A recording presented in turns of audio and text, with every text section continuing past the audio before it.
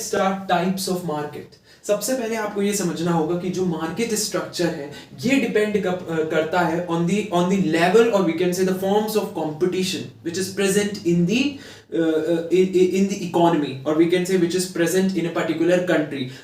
जो लेवल और forms of competition है उसी पर डिपेंड करती है क्या मार्केट की स्ट्रक्चर, कि मार्केट का स्ट्रक्चर क्या होगा, it depends upon the level और फॉर्म्स ऑफ कंपटीशन।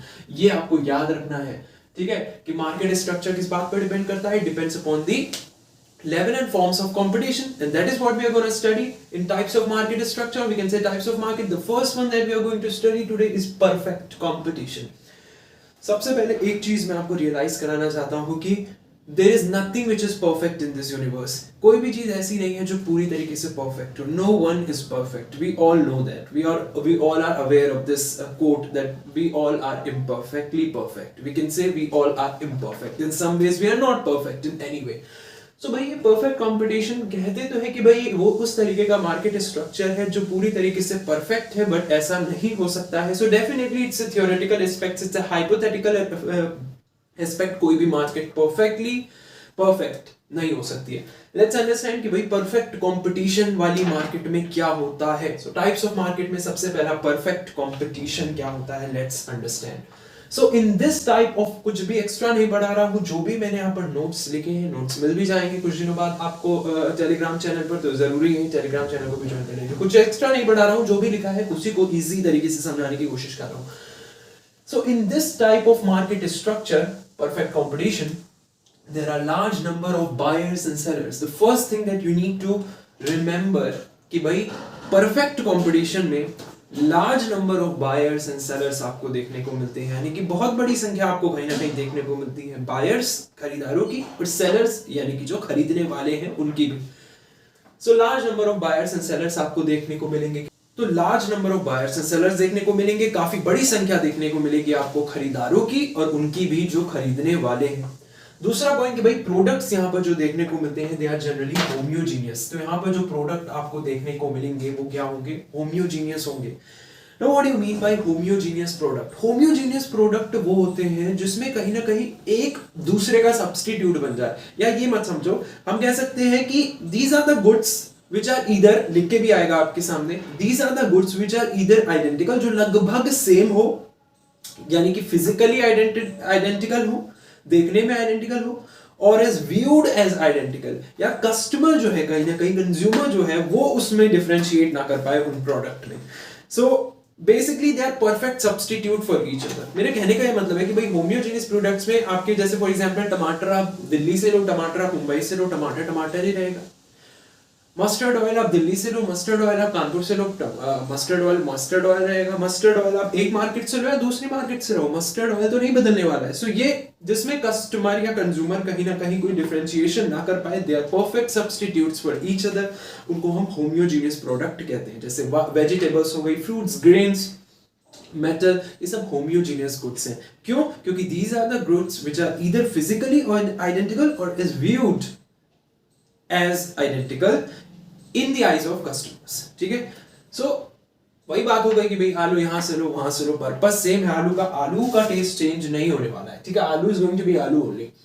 सो यहां पर जिस तरीके के प्रोडक्ट्स की हम बात करते हैं वो होते हैं होम्योजीनियस. जैसे कि मैंने एग्जांपल भी दिया, वेजिटेबल्स, फ्रूट्स, ग्रेन्स, ऑयल्स, ये सब होम्योजीनियस प्रोडक्ट्स में आते हैं. तो इनके large number of buyers and sellers आपको देखने को मिलते हैं इस तरीके के मार्केट स्ट्रक्चर में.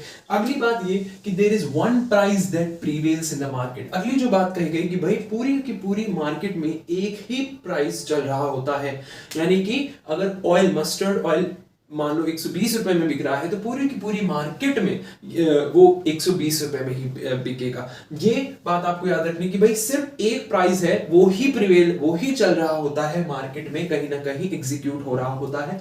And all firms sell the product at the prevailing price. और जो प्राइस डिसाइड हुआ है उसी फर्म में माफ कीजिएगा, all firms sell the product at the prevailing price, यानी कि उसी प्राइस जो भी डिसाइड हुआ है उसी प्राइस में फर्म्स को, कंपनीज को प्रोडक्ट जो है अपना बेचना है, गुड्स जो है अपने बेचने हैं, ठीक है। ये भी आपको याद रखना है कि भाई पूरी की पूरी मार्केट में अगर वो परफेक्ट कंपटीशन की मार्केट है, large number of buyers and sellers हैं, होमोजेनियस प्रोडक्ट है जैसे कि वेजिटेबल्स, फूड, ग्रेन्स, इस तरीके की चीजें, और एक ही प्राइस चल रहा है पूरी की पूरी मार्केट में, पहले से ही जो प्राइस डिसाइड हुआ है वही प्राइस हर सेलर को अपनाना पड़ेगा और उसी में अपने प्रोडक्ट को बेचना पड़ेगा।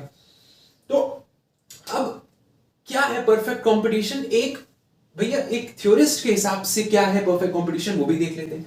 सो अकॉर्डिंग टू लेफ्टविच ने बताया परफेक्ट कंपटीशन के बारे में कि perfect competition is a market in which, कि परफेक्ट कंपटीशन वो मार्केट है in which there are many firms, जिसमें बहुत सारी फर्म्स हैं। वही तो मैंने बात बोली थी ऊपर कि भाई large number of buyers and sellers हैं, यानी कि लार्ज नंबर ऑफ फर्म्स हैं।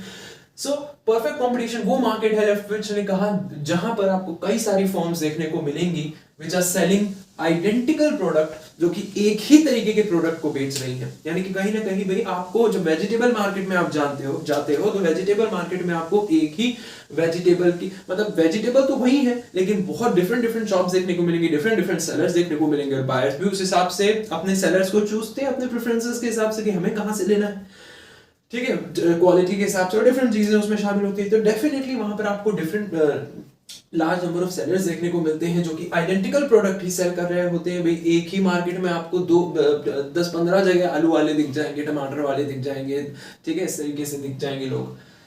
सो perfect competition is a market in which there are many firms selling identical products with no firm being large enough. लेकिन कोई भी फर्म इतनी बड़ी नहीं है, इतनी लार्ज इनफ नहीं है, लेफ्टविच ने कहा, related to the entire market, पूरी मार्केट के कंपैरिजन में अगर हम देखें कि कोई भी फर्म इतनी बड़ी नहीं है कि वो क्या कर पाए, वो मार्केट के प्राइस को इन्फ्लुएंस कर पाए। और यही रीजन है कि पूरी मार्केट में एक ही प्राइस जो है प्रिवेल हो रहा है। कोई भी फर्म इतनी बड़ी नहीं है कि प्राइस को क्या कर पाए, अफेक्ट कर पाए। सो वही बात लेफ्टविच ने कही, once again I am reading it, perfect competition is a market in which there are many firms selling identical products with no firm being large enough related to the entire market so as to be able to influence the market price. की कोई भी firm इतनी बड़ी नहीं कि भाई पूरे के पूरे मार्केट प्राइस को वो अफेक्ट कर पाए।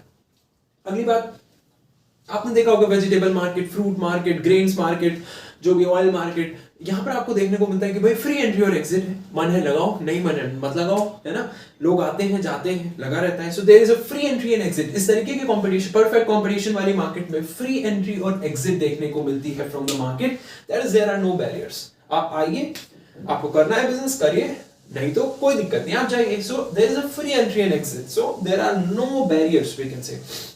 अगली बात, there is perfect knowledge on the part of buyers. कह रहा था ना कि भाई ये परफेक्ट है यहाँ पर सब कुछ, तो भैया यहाँ पर ये कहा गया और इसमें ये अज्यूम किया गया कि भाई कि जो बायर्स और सेलर्स हैं इनको परफेक्ट नॉलेज है किस बारे में, अबाउट द मार्केट कंडीशंस। यार ऐसा हो ही नहीं सकता, परफेक्ट नॉलेज हो ही नहीं सकती। तो यहाँ पर बायर्स एंड सेलर्स को कैसे perfect knowledge about market condition, बड़े बड़े इकोनॉमिक्स को नहीं हो पाती, तो इन बायर्स एंड सेलर्स को कैसे हो सकती है। So this is a hypothetical situation only, so we can say perfect competition attain हो जाए, it's not possible. Kind of study हम कर रहे हैं थ्योरेटिकल एस्पेक्ट में, but perfect competition is not possible, such kind of market is not possible, because perfect knowledge किसी भी चीज की इज नॉट पॉसिबल। सो यहाँ पर यही कहा गया, लेकिन आपको याद रखना है, और ये एग्जाम पॉइंट ऑफ व्यू से आपको ये भी याद रखना है कि भाई perfect knowledge on the part of buyers and sellers है अबाउट द मार्केट कंडीशन, उनको पूरी नॉलेज है अबाउट मार्केट कंडीशंस। साथ ही they are fully aware of the price prevailing in the market, की भाई जो भी प्राइस चल रहा है मार्केट में उसके बारे में भी उनको पूरी तरीके से अवेयरनेस है, इसके बारे में भी वो ज्ञात है कि भाई ये प्राइस जो है पूरे मार्केट में चल रहा है। That's all about. So I would say this is a hypothetical situation, this is a hypothetical part, perfect competition. So ये था पहला पार्ट टाइप्स ऑफ मार्केट में। अगले पार्ट में हम पढ़ने वाले हैं मोनोपोली के बारे में, फिर मोनोपोलिस्टिक कंपटीशन, फिर ओलिगोपोली। आपको परफेक्ट कंपटीशन समझ में आया नहीं, ये मुझे कमेंट करके जरूर बताइए। मोनोपोली का क्या मतलब होता है? मोनो मतलब एक सिंगल आदमी, तो वहां पर जहां पर सिर्फ एक सिंगल सेलर हो, बायर्स बहुत सारे हैं, बायर्स बतेरे हैं, लेकिन सिंगल सेलर है सिर्फ, तो भाई किसका राज चलेगा? बायर्स का चलेगा, सेलर का? सेलर का राज चलेगा, वो ही प्राइस डिसाइड करेगा, वो ही सब कुछ करेगा। एक आइडिया दे दिया, यही होता है मोनोपोली में। Let's understand. लेकिन आगे बढ़ने से पहले ये याद रखना है आपको कि भाई मार्केट स्ट्रक्चर डिपेंड करता है अपॉन द लेवल ऑफ, या we can say the form of competition. That's why ये सारे ही मोनोपोलिस्टिक कंपटीशन, मोनोपोली वाला कंपटीशन, परफेक्ट कंपटीशन, ये कंपटीशन के फॉर्म में पढ़ रहे हैं, बिकॉज वी नो कि market structure, since we know that market structure depends upon the level या किस तरीके का फॉर्म है कंपटीशन का, उस पर डिपेंड करता है। ये बात मैं हर वीडियो पे बता रहा हूं ताकि आपके दिमाग में बस जाए। सो टाइप्स ऑफ मार्केट में मोनोपोली मैंने बताया कि भाई सिंगल सेलर का राज कहीं ना कहीं देखने को मिलता है। तो ये इस तरीके का मार्केट स्ट्रक्चर है in which there is a single seller. तो वो मार्केट स्ट्रक्चर जहां पर आपको क्या देखने को मिले, एक सिंगल सेलर देखने को मिले प्रोडक्ट का, तो वही सिंगल फर्म या सिंगल सेलर उस पूरे मार्केट के लिए उस प्रोडक्ट का प्राइस डिसाइड करेगी। So market structure in which there is a single seller of the product, तो उस तरीके की मार्केट को हम मोनोपोली मार्केट कहते हैं। तो वहां पर क्या होगा, क्योंकि सिंगल सेलर है, सिंगल फर्म है, तो वही पूरी मार्केट को क्या करने वाला है, कंट्रोल करने वाला है। So a single firm will control the entire firm. This is something that you need to keep in your mind. तो अब यहां पर होता क्या है कि भाई कंज्यूमर्स के पास कोई चारा नहीं होता, क्योंकि सिंगल सेलर है। कई केसेस में होता है, एग्जांपल हम आगे देखने वाले हैं। तो कंज्यूमर्स के पास कोई चारा ही नहीं होता, कंज्यूमर्स के पास कोई ऑल्टरनेटिव नहीं होता, तो ना चाह कर भी या नहीं चाहते हुए भी वो कहीं ना कहीं वही सर्विसेज जो एक सिंगल सेलर प्रोवाइड कर रहा है, वो जिस भी प्राइस में उनको प्रोवाइड कर रहा है, उसका क्योंकि उन्हें तो यूटिलाइज करना ही है, इसलिए ना चाहते हुए भी क्योंकि उनके पास कोई ऑल्टरनेटिव है, तो वही सर्विसेज वो लेते हैं। So consumers do not have any alternative here and they must pay the price which is set by the seller. ठीक है? So I hope you got an idea. So अब इसको और समझाने के लिए एक थ्योरिस्ट की बात ले लेते हैं। फेरुक्सन ने क्या कहा देखते हैं। फेरुक्सन ने कहा कि भाई एक जो प्योर मोनोपोली होती है, वंस अगेन प्योर मोनोपोली कभी एग्जिस्ट नहीं करती। Again it's a very hypothetical situation, pure monopoly जिसमें एक सिंगल सेलर ही हो, नहीं यार ऐसा नहीं होता। ठीक है? एक प्योर मोनोपोलिस्टिक कंडीशन बहुत ही कम चांसेस है कि एग्जिस्ट करे, but still we have some examples. जैसे इलेक्ट्रिसिटी वाली कंपनीज जो है वो इतनी ज्यादा नहीं है आपके प्लेसेस में, या और जो नेचुरल गैसेस कंपनी है उनमें ज्यादा ऑल्टरनेटिव्स नहीं है। ठीक है? तो और जो दूसरी यूटिलिटी कंपनीज है, तो वो इसकी एग्जांपल हो सकती है मोनोपोली की, जहां पर एक सिंगल सेलर है। इलेक्ट्रिसिटी की क्या 10-15 कंपनीज आपको दिखती है? नहीं, गिनी चुनी। नेचुरल गैस सिमिलरली विंडोज और माइक्रोसॉफ्ट के केस में आप जानते हो कि भाई यहां पर मोनोपोली देखने को मिलती है। ऑप्शन ही नहीं है हमारे पास माइक्रोसॉफ्ट, विंडोज यही है ना सिर्फ, है ना? तो कोई ऑप्शन है ही नहीं। सो ये भी क्या है, हमारे क्या है, कहीं ना कहीं मोनोपोली के एग्जांपल है माइक्रोसॉफ्ट और विंडोज। तो बहुत इंपॉर्टेंट है, आपको याद रखना है कि एग्जांपल मोनोपोली का, जहां पर एक सिंगल सेलर है और कहीं ना कहीं वो सर्विसेज प्रोवाइड कर रहा है। वो जो प्राइस डिसाइड करेगा वो कंज्यूमर्स को ऑप्ट करना ही पड़ेगा, क्योंकि उसके पास कोई ऑल्टरनेटिव ही नहीं है। तो Microsoft, Windows, electricity companies, natural gas and other utility companies, these are some examples of monopoly. इनके बारे में थोड़ा बहुत रिसर्च करोगे तो आपको आइडिया लग जाएगा। इतना डीप में मैं नहीं जा रहा, just giving you example, I am not making it so difficult for you. ठीक है? सो फेरुक्सन ने क्या कहा कि भाई एक प्योर मोनोपोली एग्जिस्ट, कि भाई प्योर मोनोपोली तब एग्जिस्ट करेगी कब, when there is only one producer, जब प्रोड्यूस करने वाला सिर्फ एक हो मार्केट में, और उसके कोई भी डायरेक्ट कॉम्पिटिटर्स, सीधे कॉम्पिटिटर्स जो है वो ना। So I hope you got an idea कि मोनोपोली क्या होती है। मिलते हैं आपसे थर्ड टाइप ऑफ मार्केट में, जहां पर हम पढ़ने वाले हैं मोनोपोलिस्टिक कंपटीशन के बारे में। अब सबसे पहली बात, जैसा कि मैं दूसरी वीडियोस में भी बताते हुए आ रहा हूं, आपके दिमाग में बसाते हुए आ रहा हूं कि भाई मार्केट स्ट्रक्चर जो है it depends upon the level और the form of competition which is present. कि भाई जो भी फॉर्म ऑफ कंपटीशन है या लेवल है कंपटीशन का, उस पर डिपेंड करता है मार्केट का structure. So now we are gonna study monopolistic competition. Monopolistic competition, I would say कि this is a type of market structure which is real in the sense, or we can say this type of market structure is actually happening in the real world, I would say. ये actually happen कर रहा है real world में। Like perfect competition is a hypothetical market structure, monopoly it's a kind of a hypothetical market structure, but फिर भी देखने को मिलता है। But monopolistic competition it is actually visible to us, ये हमें दिखता है, और it is something which is actually applicable, और we can say हो रहा है हमारे रियल वर्ल्ड में ये चीज। So basically this is something which is happening in the real world. Now it's a midway. ये एक midway है between perfect competition and monopoly. What is perfect competition? We have large number of buyers and sellers. and a large number of buyers and sellers, they're selling homogeneous product, so they have knowledge of price, or they have a knowledge of they have a perfect knowledge of market conditions. What is monopoly? There is a single seller, so whatever he is going to decide is going to be the is something that others have to follow, like the consumers have to follow whatever the single seller decide, because that's a single seller, वो decide करेगा. So that is what the monopoly is. Midway between perfect competition and monopoly, मतलब एक बीच का रास्ता इन दोनों का, monopoly और perfect competition का. That is what monopolistic competition is. मतलब क्या है देखते हैं second point में. Now here the sellers are relatively limited, like in perfect competition. Why I am saying that it's a midway? Because in perfect competition we have large number of buyers and sellers comparatively to the perfect competition. Here they are limited. Not very less or very few, but they are comparatively limited as compared to perfect competition, जहाँ पर बहुत ही ज़्यादा थे, यहाँ पर उससे comparison में relatively limited है sellers, and they are also selling slightly different product. Slightly different. I am not saying totally different or completely different. नहीं, slightly different, जिसमें slight changes हो सकते हैं. ऐसे products को बेच रहे हैं. Example पढ़ेंगे तो और clarity के साथ समझ में आएगा. अब वो डिफरेंसेस आ सकते हैं कलर में, साइज में, शेप, ब्रांड में, केमिकल कॉम्पोजिशन में, क्वालिटी में, ट्रेडमार्क, पैकेजिंग में, ड्यूरेबिलिटी में. इन सब चीजों से वो प्रोडक्ट डिफर कर सकते हैं, but they are definitely selling slightly different products. ठीक है, so that's why it's a midway between perfect competition and monopoly. Why? Because the sellers are relatively limited, also they are selling slightly different products. Very good example is of soap.